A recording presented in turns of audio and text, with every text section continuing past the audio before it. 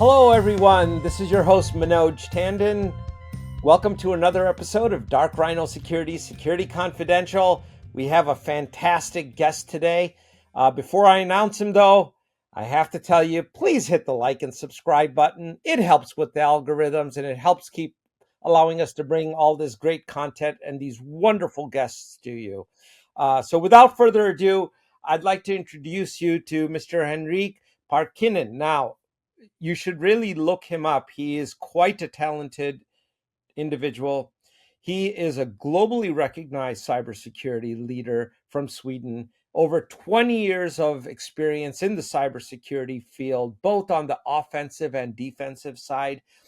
He's helped bridge the gap between the technical aspects of the profession and the decision-making C-suites. We're going to ask him about that, on how get some tips from him. Also, he's received tons of recognition. He's recognized as a top 12 GRC leader in 2025. He's one of the top 10 cybersecurity leaders in EMEA and a finalist for the best cyber blog of the year. Henrik, I don't know how you find the time to do all those things, but thank you for joining us. We're honored to have you. Yeah, thank you so much, and thank you for having me in this podcast. Passion for it; it's my hobby, and I'm fortunate to love what I do. That's great. Well, give us a little bit about your origin story. How did you always want to do cyber, or what's the background? Yeah, it's a good one. I mean, it started, I think, the whole interest for cyber or technology started from a young age. My dad was a technology enthusiast. We had all these, when I was a little boy, all these gaming consoles from the Sega 16-bit up to, I think it was Xbox, the first Xbox, and also Commodore, Amiga, and a PC. So I was surrounded of all these these platforms of gaming. So gaming was, of course, a big thing, and technology was a big thing. But when I went to it was not a, how should you say it, a for sure decision that I would go into the security field. My time in upper secondary school was 3 years of studies in economics. So I thought somewhere I should be working with finance of some sort. That was my kind of what I thought. But all the time, I loved computers. I loved gaming. I loved technology. So when my 3 years of economy studies come to an end, my mother found a IT security infrastructure and networking training for 1 year and said, "Shouldn't you try this one out? I think this one should suit you." And I looked at it and say, "Okay, it's only 12 months," and I hadn't applied for the high school either to the economic studies, so I kind of missed that one. So I'm like, okay, I need to do something for 12 months, so let's jump onto this one. So after 12 months, or during those 12 months, I found it to be very interesting, and I wouldn't say I had a talent for it, but I felt it was pretty easy to absorb the knowledge, absorb all the abstraction within the technology field, which came with IT. But my friends, of course, jumping onto IT and IT training, they thought I were an idiot because of the IT boom or the crash of the whole IT scene there around 2000. So I looked like a dumbass maybe for a while, but now here I am. Went pretty good despite. Yeah, and I was going to say, and you would have gone into finance. I mean, there's a lot of Swedish folks in finance, so that wouldn't have been differentiating. This is different. Yeah. But so that is kind of like the short story there from how I ended up where I am. And of course, I mean, the whole training there was pretty interesting. It was very practical, totally hands-on when I did it for 12 months. So more or less directly after the training, I got my first assignment at one of the biggest IT hosting companies in Nordics at that time, and started to working with identity and access management. Almost the first day when I started that assignment was like, okay, from school, a little bit of pause there in between the studies and the work, but a couple of months there before I found a job. Then boom, started to work hands-on.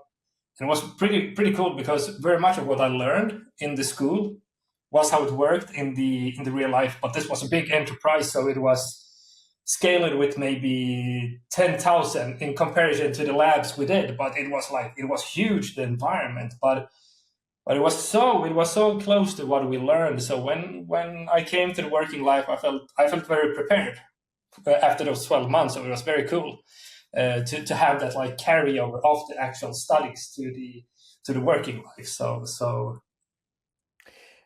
I have to ask you, you mentioned your training was very practical, and we have a lot of folks early in their cybersecurity career that listen to this program. Would you be able to provide some guidance to those folks as a practical means if they are looking at developing skills in cybersecurity? What kind of a pathway should they follow? Yeah, it's a good one. I think this one is a very interesting question, and I think there are different ways how to take it. But I think now I'm maybe a bit subjective to the way I came into the industry, because I went from the very hands-on pathway. And I would say foundation will serve you endless, like into the infinite. The years I spent in school, or the 1 year, those 12 months, and the, let's say, 10-ish years hands-on, I mean, they put so much foundation into place. And when I say foundation, I think about, okay, networking, infrastructure, TCP/IP, firewalls. Nowadays, of course, now it's cloud, but it's the same principles. You still need to know it. Back in my day, it was server rooms and all that stuff, and like these appliance boxes for networking and switches. But I would say start from there.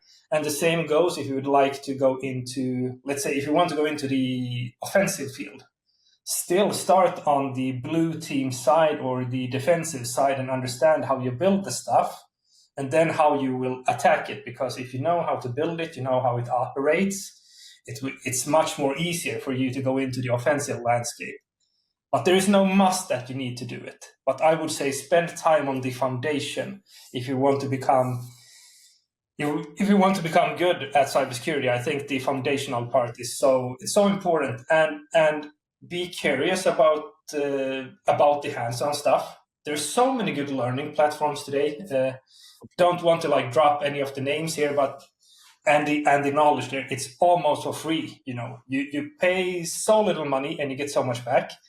At my time, you needed to spin up your whole infrastructure at home or at the work, and then sit there in front of the computer or in that server room, which were noisy as beep, cursing word there. But you kind of need to do everything on your own. Sit there, spend the time. Right. Now you have it so accessible for you. So I would say foundation, spend time on foundation, and this one, be curious, be very curious. Start to dip your toes into different fields. If you start to feel like, okay, I have a pretty good idea of the foundational stuff, don't be afraid of like, okay, step a little bit outside of that, and maybe take a look into coding or scripting, something to expand your field. Because I think the broadness for a security practitioner today is very important, because the field is so diverse. And if you want to become good at something, you need to find your passion as well. So why not be curious and test out what works for you? For me, it was very much the infrastructure side, which I still think is very interesting, but this has kind of like transformed from on-prem to the cloud. Yeah.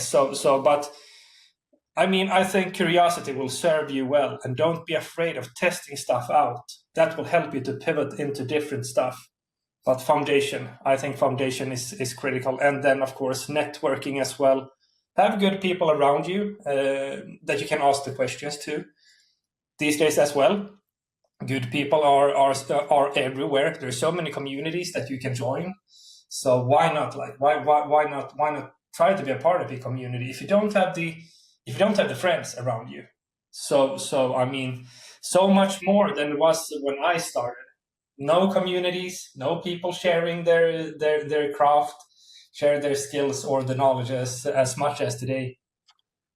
So Henrik, that lays out the technical development of it. But there's also another thing that's unique about you is that you studied economics. So you understood business. Yes. Now, how most cybersecurity practitioners, I'm probably going to get some bad comments for this, but I don't think they understand business.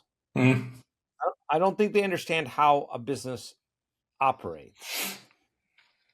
If you're going to architect a solution for the business that's a security solution, it's not just technical, right? There's process elements to it, there's people elements. Do you think that there should be business knowledge that should also be part of the training of a cybersecurity practitioner? And if so, how to get it? Is Oh, that wow. something? Yeah, wow. This one is good. You're kind of pointing out one of the things which I think many educations lacked. Mine didn't have any portion of leadership or business management within it. It came something that I needed to get when I were within the field. But I mean, if there would be just a little bit of it, how to put the stuff into the mindset or into the business world, I think that would be super good. And that is something I think is so important today as well.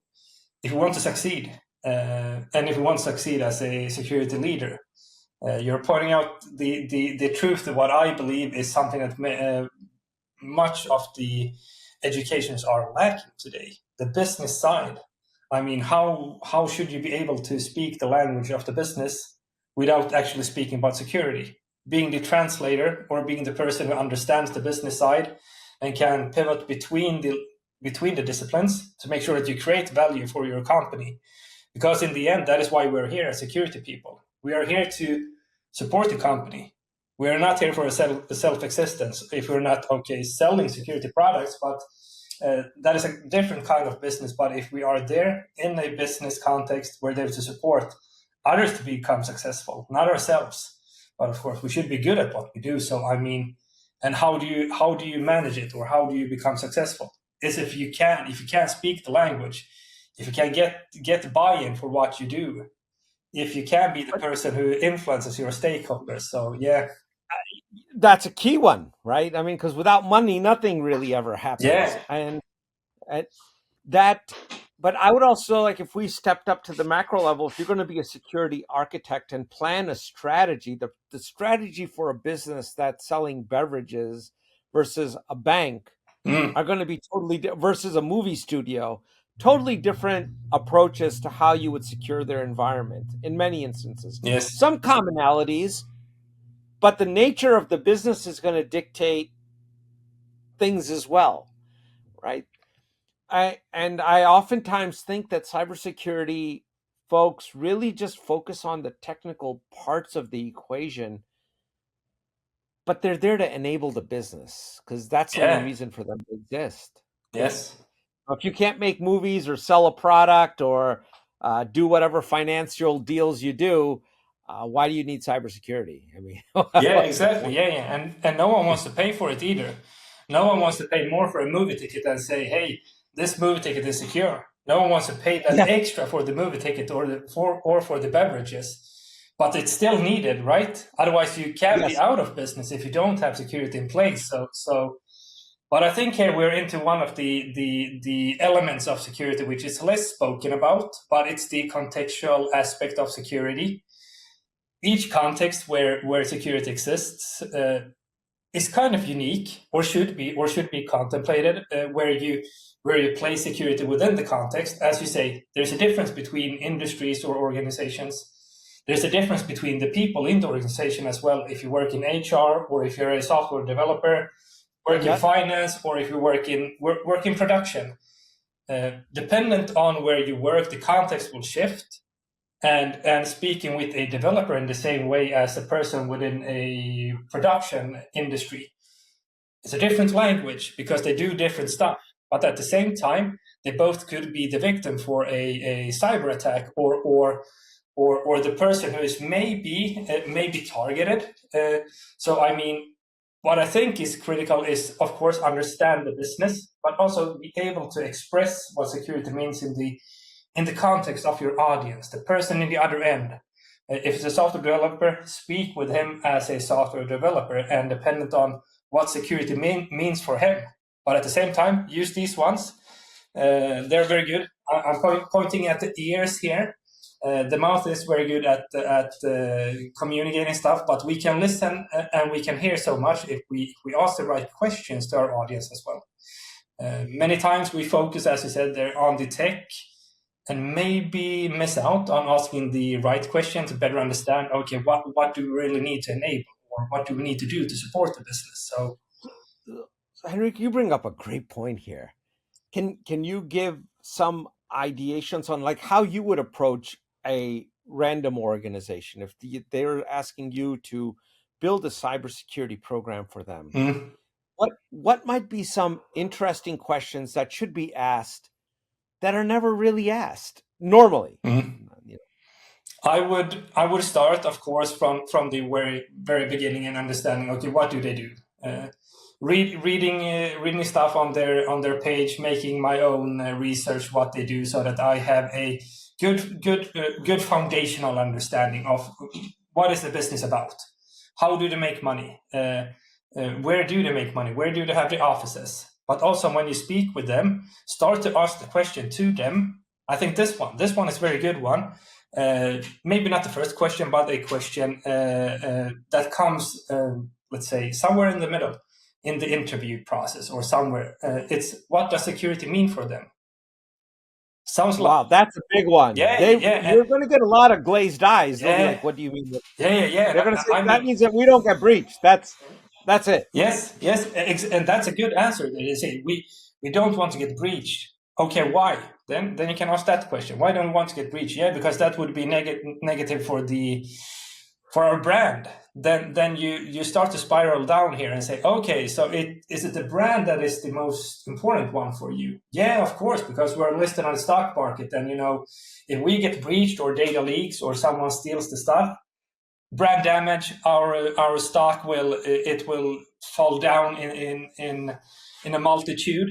And I mean, the question is hard, but the answer there behind it is very easy to lead out to, dependent on if you know the context, if you know where they operate. You as a security leader, you can start to lead your audience, the organization you're supporting, towards understanding, okay, what does security mean for them?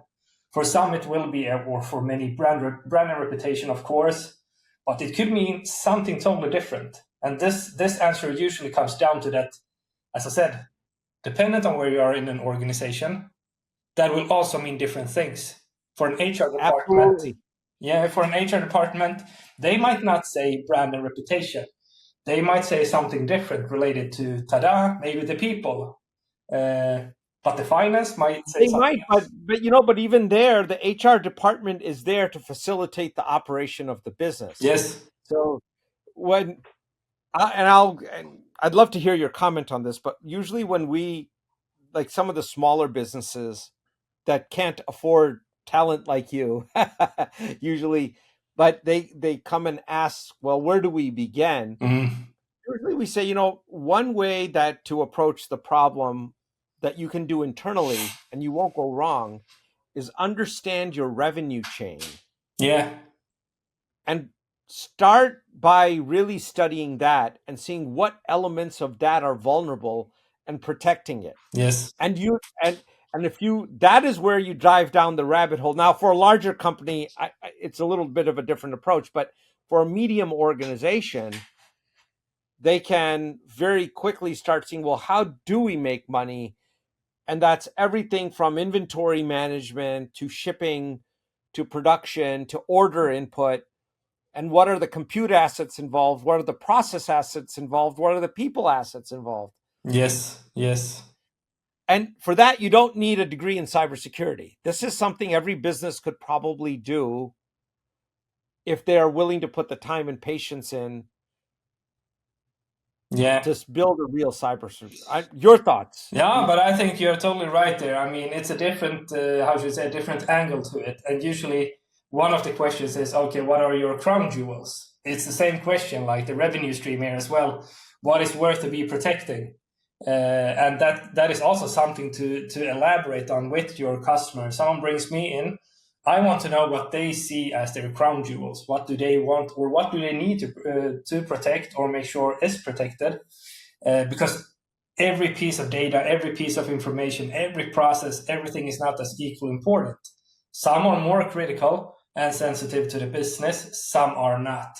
And why not start there as well? When you understand what security means and what is the most important ones, start with the crown jewels. Maybe skip the stuff that is less important.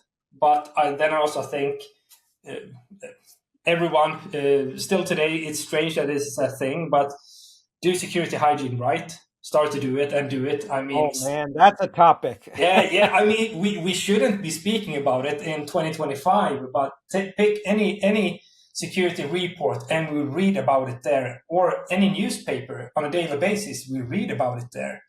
So I mean, saying to a company, okay, if you should do something, do security hygiene and explain what it means for them, of course, and then scale it to the crown jewels, for example. There are different aspects to do it, and as you said here, like, it also depends on the size of the creature here.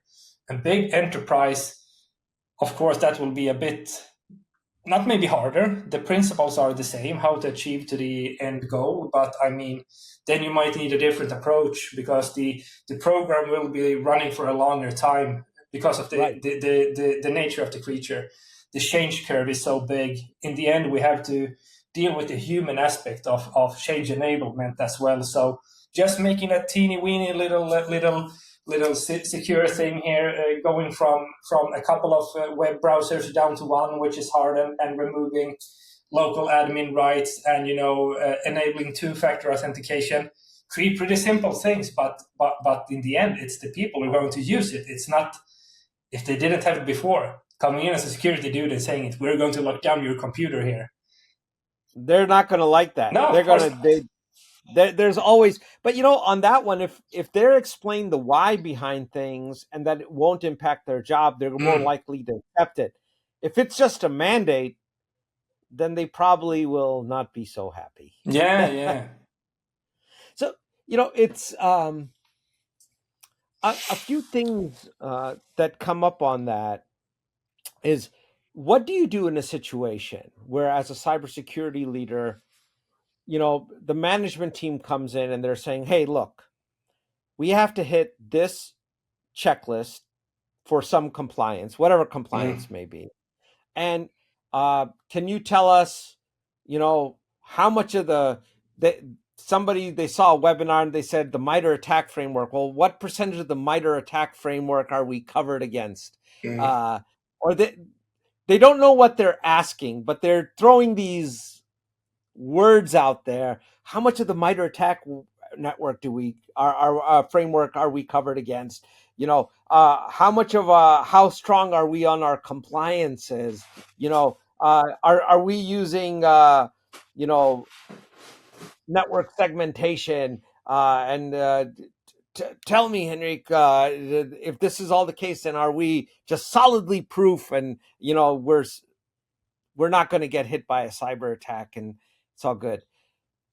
A lot of companies will come in and they'll ask that. How do you respond to that? Because that doesn't necessarily mean that they have a great cybersecurity program. Those are not metrics that will yield a great cybersecurity program. Yeah, and I think that there, of course, I've been in those spots, and I think the one thing to do there is to be totally frank with that. There is no immunity for a cybersecurity attack. Independent, if you enable every checkbox in the compliance checklist, you click on every security console, you install everything, there's still this fancy word, the residual risk, which the shit can still hit the fan. And I think you need to be transparent with it and say, it's not about being totally compliant, having everything in place, but it's to make the more risk-aware approach to where should we spend our time. A little bit back to the crown jewel stuff here, but it's very much about influencing the decision makers to start to think about the business portion of security and not at cybersecurity as something that lives in our own little bubble here where we can enable stuff and bring in more people and everything will be good. many think about security in this way, which I think is this is kind of like, we know where it comes from, because cybersecurity stems from maybe a very technical field. But in the end, I mean, cybersecurity risk, that is not a thing in my world, at least. There's only one risk, and it's business risk. The cybersecurity risk or security risk or whatever we call it, that is a category of risk. That is something actualizing a bad thing happening to an organization. And we start to strip away the mumbo jumbo security stuff and more focus on the business. Okay, what are you afraid of happening? Tell me, what are you afraid of? Okay, which scenarios is it? More rather that perspective. Then we start to speak the business language instead of saying like, hey, can we segment the network here and click here and blah, blah, blah, this and that. Yeah, that could be an effect, but that doesn't necessarily mean that should be the approach that we take. Or to ensure that we are compliant with something. Compliance in my world should be also a result of that we do security in a good way to a high extent. Then we should be very close to compliance. But of course, there are nuances to it as well. It's not a one-on-one. Boy, am I glad you said that, because we've been trying to say that. Nobody listens to us, but maybe they'll listen to a world leader like you on this stage and take that one. Because you're absolutely right. Compliance should be a natural outcome of a good security program, not the other way around. No, otherwise I think that you have focused on not the wrong stuff, but starting to sub-optimize and put security aside for compliance. And being compliant, of course, it's important, maybe for business and from a regulatory perspective. But I mean, in the end, you shouldn't sacrifice security for compliance, and it doesn't always mean one-on-one. It's not always that compliance equals security. But I mean, if we keep ourselves now speaking of us as a total entity within the cybersecurity field, with very many of the foundational security principles founded decades ago still apply, but they're called something different, but they're very sound, they're very smart, they're there for a reason. We still read about them today, but of course we need to put them into the context of the business as well. Make it less about cybersecurity, make it more about the business. And so I would say that's the crux of it. So yeah. How do you do that? And you're an expert in this. You've seen the threat landscape, the security universe. How do you then bridge that with the decision makers and make it about the business? That is a chasm.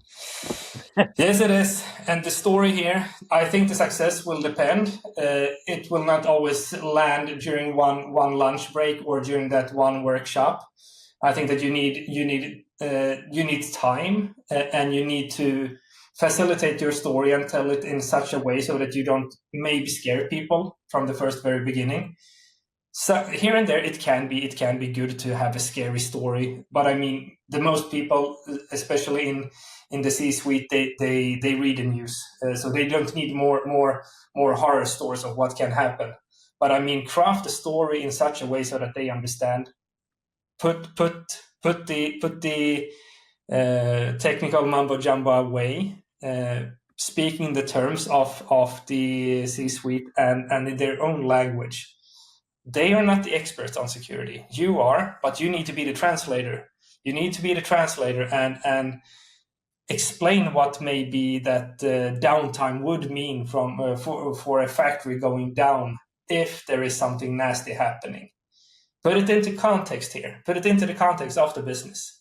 What can happen? What could happen? Is there scenarios you can play out to educate them or influence them so that they can start to take the right decisions as well? Because as we said, you're there to support as a security leader or when you work with security. So if you can make your story closer to the actual business landscape where you are supporting your stakeholders, I think that is how I would do it, and that is how I do it, and encourage everyone to do it as well.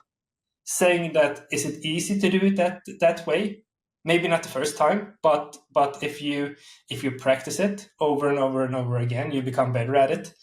And of course, use your examples there. Use the examples that you have from the news, maybe put them in there. I mean, people are easier to maybe relate to if they read about what happened to one of the competitors as well. Pick an example, but don't go in there and try to scare people out, but be realistic about it. And I mean, transparent. That tangibility is what, making the cybersecurity problem tangible, the risk to the business tangible, is in many ways what you're talking about. And that is, to do that, I guess you really do have to understand the business a little bit about it, so you can frame the story in that way, right? As opposed to, and we see it every day, people coming and saying, well, we should upgrade our Palo firewalls. Why? Well, we put it in the budget, so we got to do it. Yeah. Okay, but how does that address business risk? Yeah, totally. I'm not saying don't do it. Maybe that's the right thing to do. Yeah, but totally useless information for me if I would be a decision maker. You come and say, hey, we need to upgrade all the firewalls here and we will sacrifice production downtime, but we need to do it today. That is what we need to do. I would say, hey, dude, why? Why should we do it right now? Why not the weekend? Yeah, because there is one, there is a 0-day exploit. And then what is that? What is a 0-day? Maybe I know it if I read the news or if I'm read into it. But I mean, if we do it that way, if we start to speak about it that way, then we also create the monster or the security animal, which is technical. I mean, can we put it into the context or into what does it mean that we need to do certain stuff to protect the business, to make it resilient? Tell those stories, and just to give an example here, if I would go in to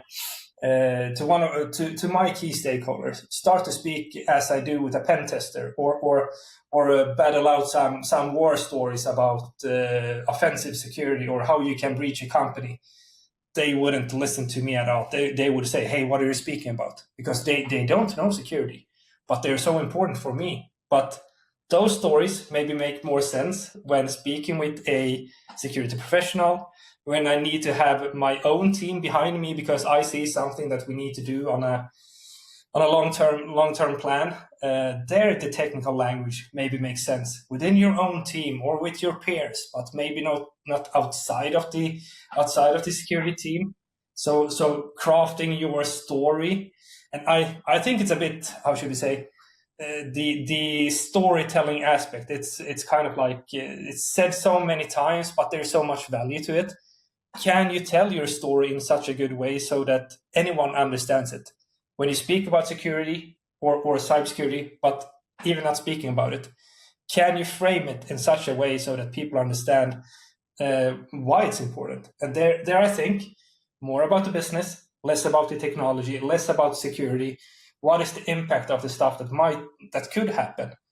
Then there could be different aspects. We need to do stuff on the defensive side. There's stuff that we have tested out from the offensive side. We can play out the attacks, maybe if you have the understanding of the offensive side, and say, this is how it could happen.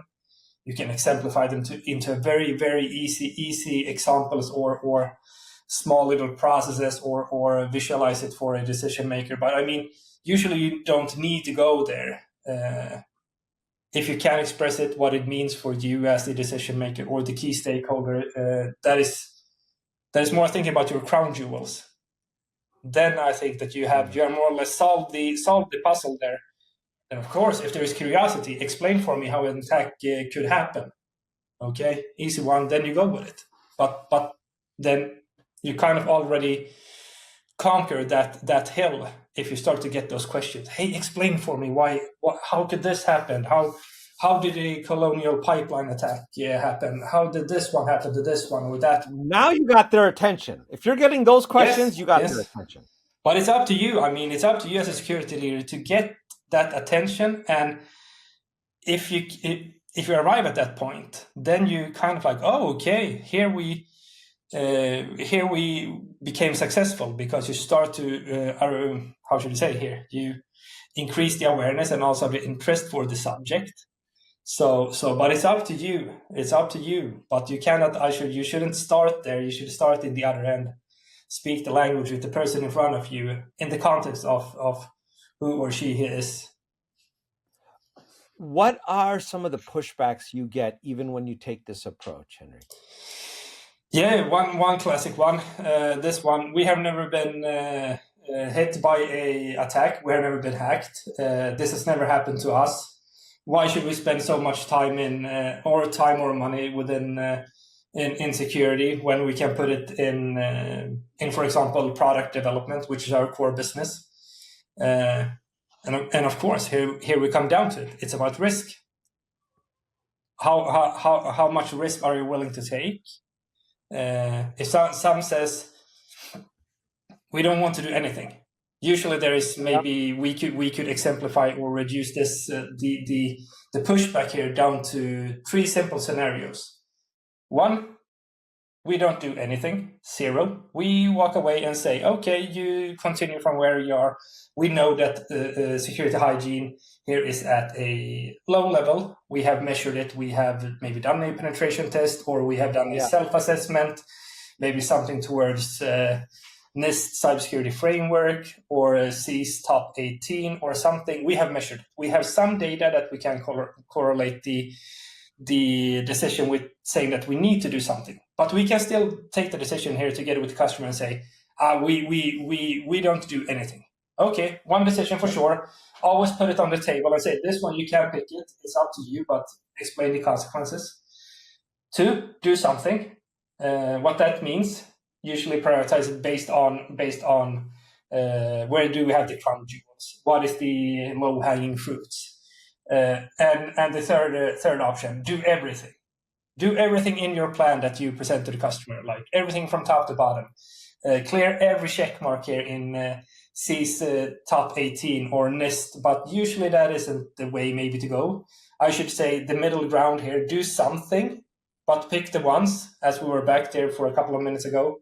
Security hygiene, usually it will never go out of fashion. You will gain so much benefit from it. So starting with the simple things, if that is where we find the holes in the boat or what need to be patched or repaired. So I would say, but showcase it also. Showcase it. Explain why security hygiene is important. I mean, we see the breaches, we see the attacks for a reason, because the attackers as well, they take the laziest way in. They don't try to exploit everything. Like if they find one easy way in, you do the same within a penetration test as well. But of course, there you can score more points if you find more holes. But why make it more difficult for you? So I mean, I would say that is one approach which is usually pretty good to explain. Okay, we have 3 scenarios, and explain what they mean. Have a plan for them, come prepared, of course, and explain these 3 scenarios. For you as a customer, it will also mean the following.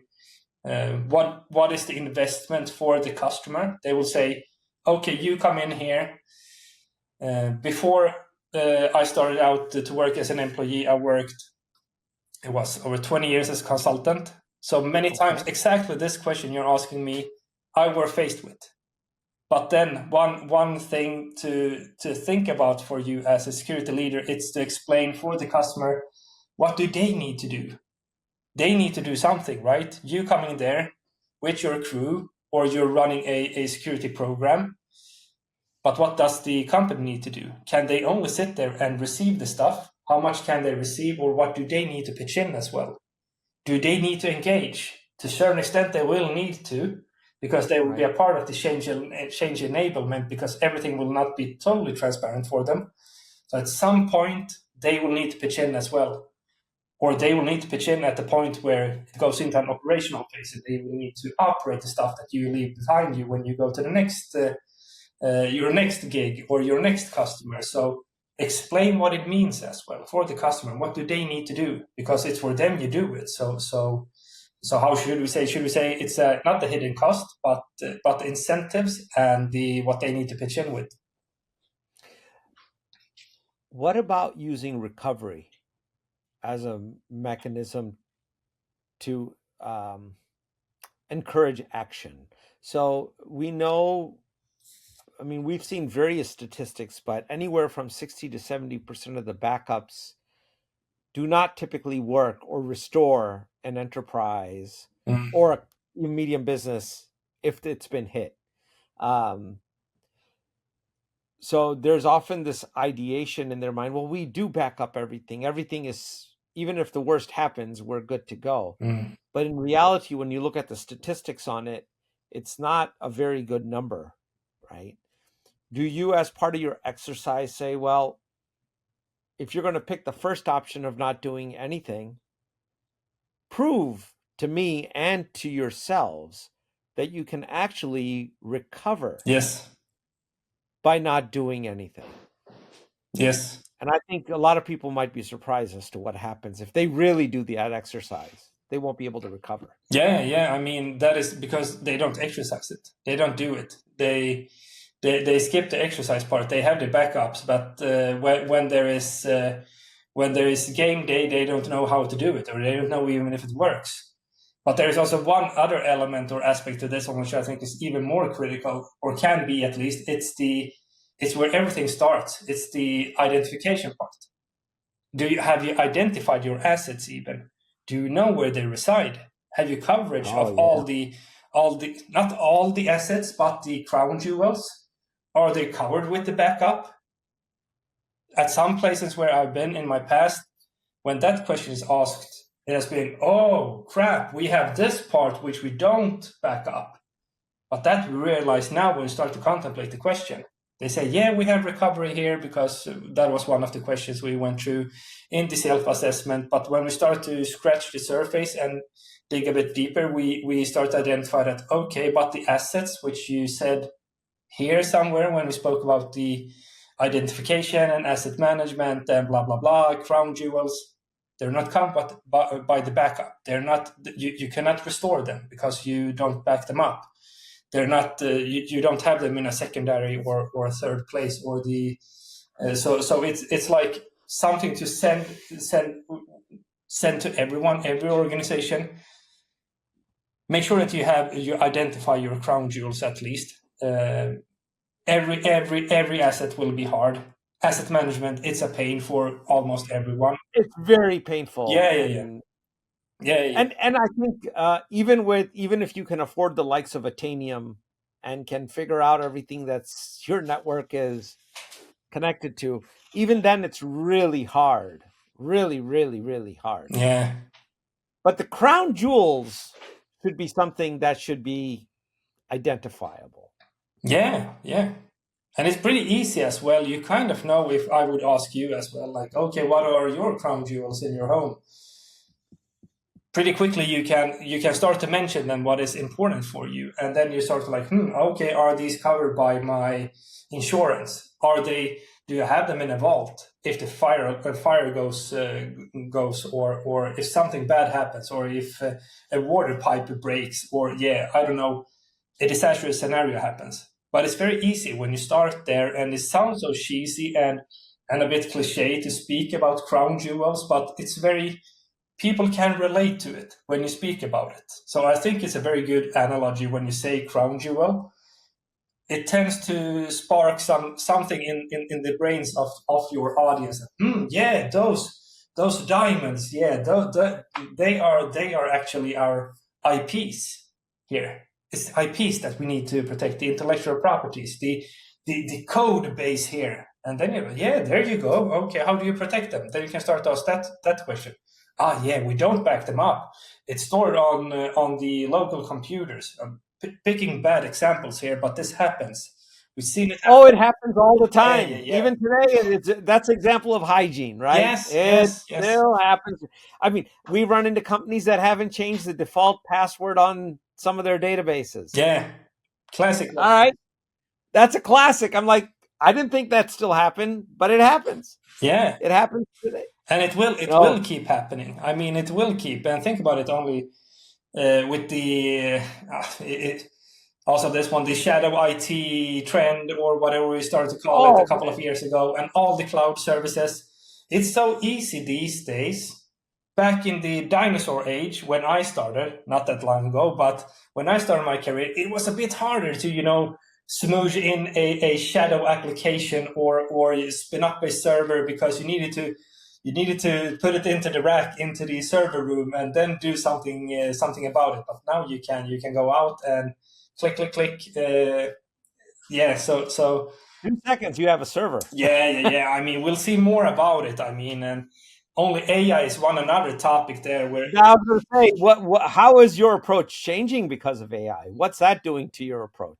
I think this is interesting. This one, what I think is interesting here with AI is that I think that we, as an industry, security industry, we're doing kind of like a bit of the same mistake as we did with cloud.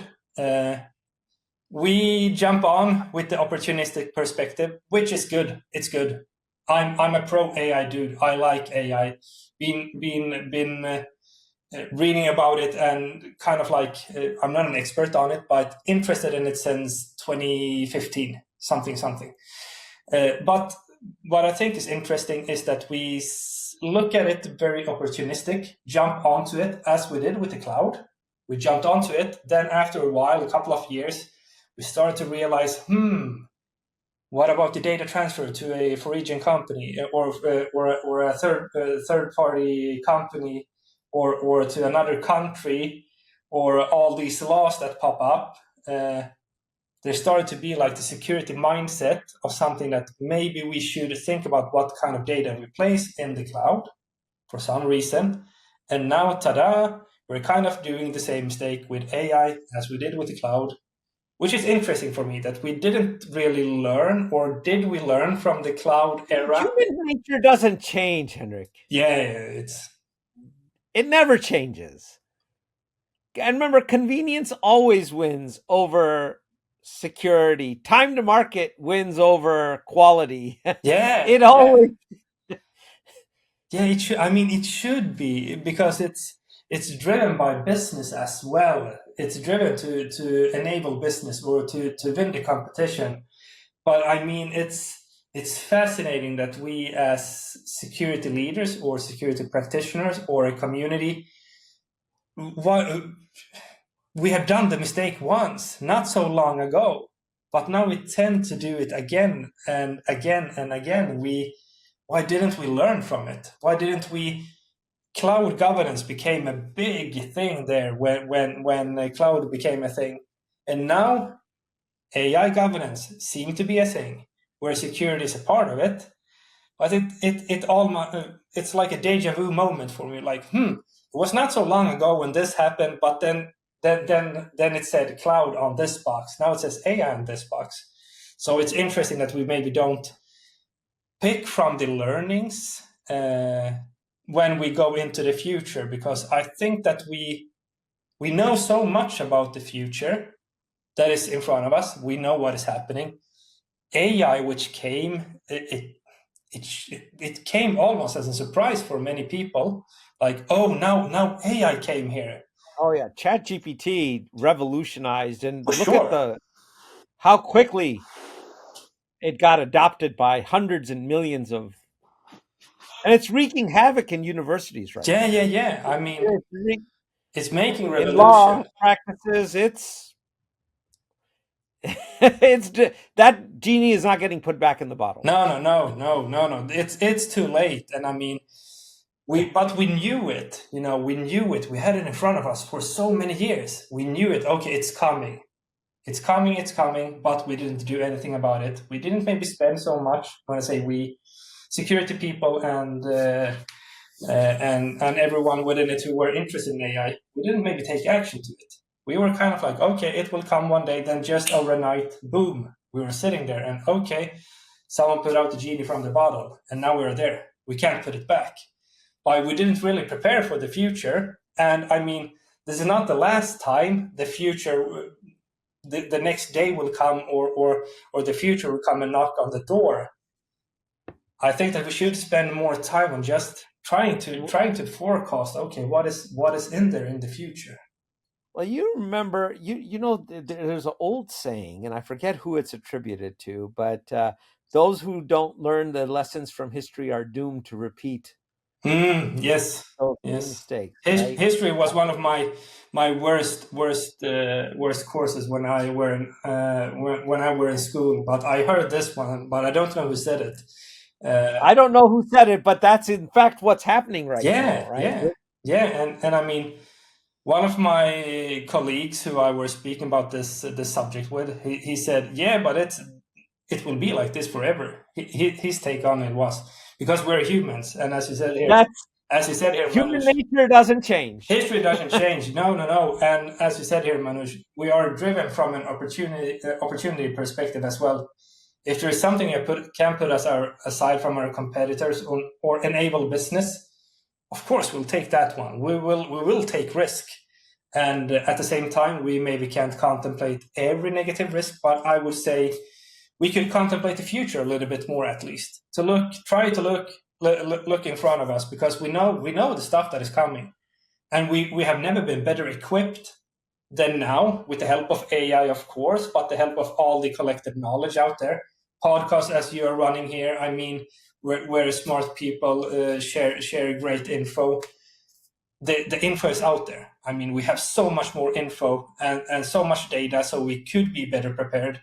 I don't have a solution for it, but I think it's interesting that we have never been better equipped. But maybe this is an effect of the speed of the landscape. Everything goes so fast. We don't have time to absorb. We don't have time to contemplate, to sit down and think about, okay, what is happening? What will this mean for human mankind, or for my organization, or whatever? We're gonna, we'll have to have you back 6 months from now and see, or a year from now and see where we stand on some of these. It'll be interesting. But we are at the hour here, and I want to make sure that I give you a minute to plug whatever you would like. Are you any books, appearances, whatever you want to let the audience know about? Yeah, okay, yeah. Now you're going to try to say something smart here in the end. Yeah, but I would say those who want to pick my brain, or want to know more about the stuff that I've been speaking about here, visit my website. I share my stuff for free there. No paywalls, no subscriptions, anything there. So I share my experience and knowledge there. You reach it on henrikparkkinen.com. But besides that, I would say very much thank you to you for having me here, Manoj, in this podcast, and encourage others, other people who have interesting stuff to share, to also to be here, to sit down in a conversation with you, because I think the work you do is so valuable for the industry to share this stuff. I mean, give back to everyone. So I appreciate that. That's coming from you. That means something. So we'll keep trying to do it. We just want to educate people, and hopefully in the process they walk away a little bit safer. Yeah. And that's that. But it's been great having you here, Henrik, and I look forward to having you back. There's so much more to get into. Of course. We're just scratching the surface.